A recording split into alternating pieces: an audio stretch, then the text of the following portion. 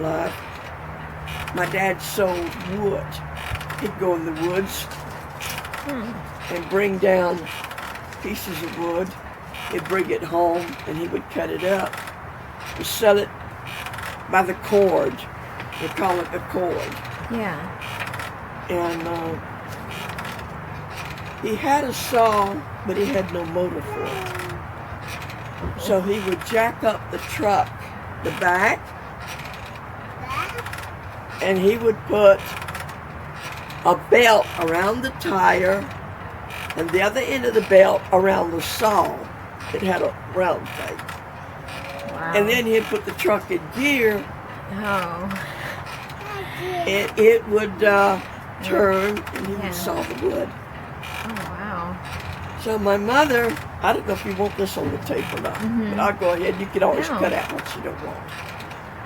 My mother one day was standing there and she began to wonder in her mind if that belt got hot. Well, she went up to it and put her hand in there to feel it. And of course, it jerked her arm up in there and it broke her arm. She fell over on the other wood, peed all over the wood. My mom was screaming, and the old neighbor lived next door, had a long beard. And he come running over there, and he said, "Martha, we got to get your mom to the hospital, to the doctor." She says, "I can't go. I can't go." He said, "Why can't you go?" She says, "Because I don't have on no underwear."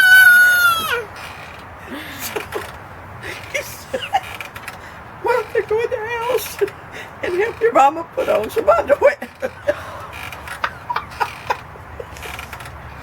So I did. And they bandaged her arm up, of course, you know, it wasn't broke. But while it was healing, it got to itching all under there. So she took the chisel and a hammer and made us help her.